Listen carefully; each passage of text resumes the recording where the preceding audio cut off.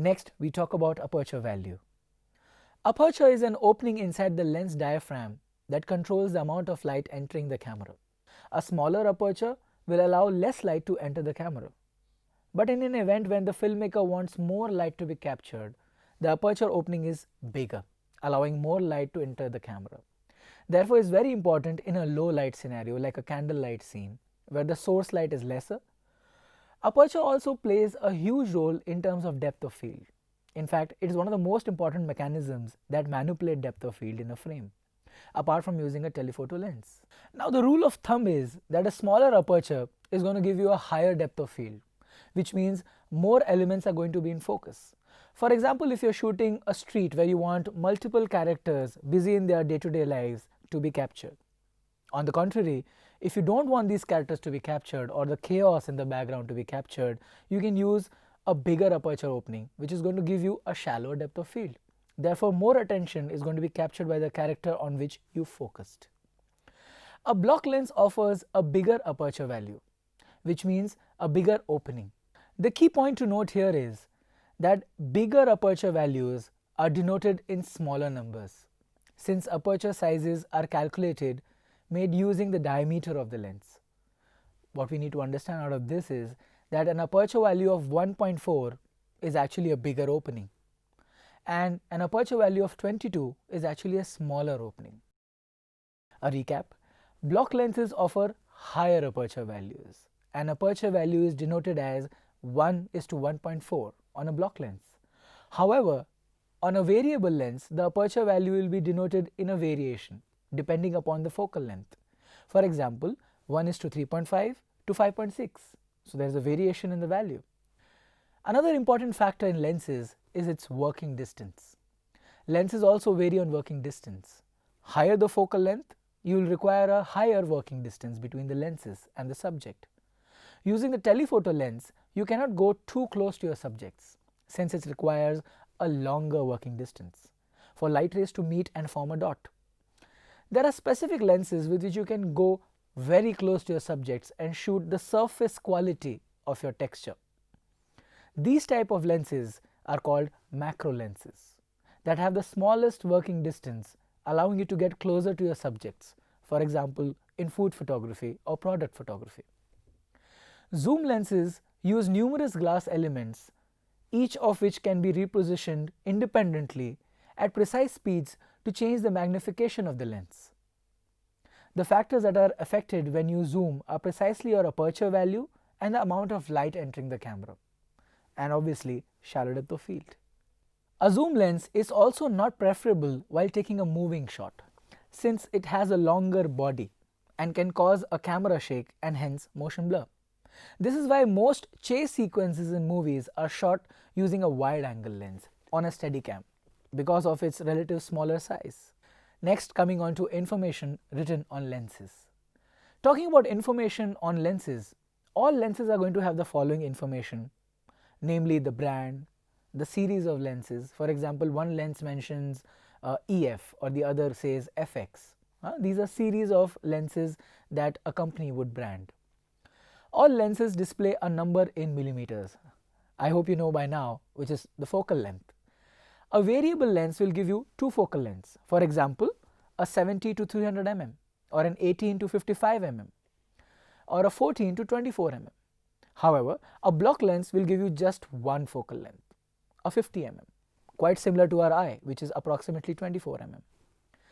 Lenses will also depict something called the aperture value or the maximum aperture it can offer. A block lens is going to give you a single value, like a 1:2.8. A variable lens, on the other hand, is going to give you two values, 1:3.5, and when you zoom, the aperture gets narrower to 5.6. Some lenses also show added features on the lens. Like in Canon, we can see some lenses are branded with a label called IS, which stands for image stability. And on Nikon, we see some called VR, standing for vibration reduction. It is an added feature to minimize blur due to camera shake that is being captured by the lenses. Lastly, lenses would also have a sign with a circle and a line across the diameter. Now this symbol denotes the measurement of its diameter, used to figure out what filter size you're going to use for the designated lens. Coming to the best lens in the world, the human eye. What kind of lens is this? This, my friends, is a block lens. It is a non-variable length. It gives you a blocked or a fixed view. In order to zoom in or zoom out, you need to get closer physically to the subject, or probably move the subject. The focal length of this lens is approximately 24 mm, which majorly puts it under the normal lens category. The angle of view of this lens is approximately 150 degrees binocular vision, and the depth of field is usually high, but we can shift the focus and look at closer objects, right, with a shallow depth of field if you bring objects really close to your eyes. The perspective seen by these lenses is usually compressed without realizing a lot of distortion.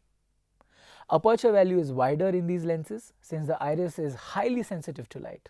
It is said that the iris of the human eye is almost 200 times much more sensitive than the iris in the camera. So when you switch off the lights and go off to bed, you don't really see any grains.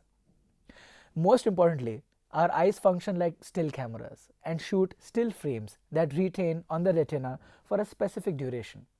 And now that these images run at a specific speed, we do get a sense of motion.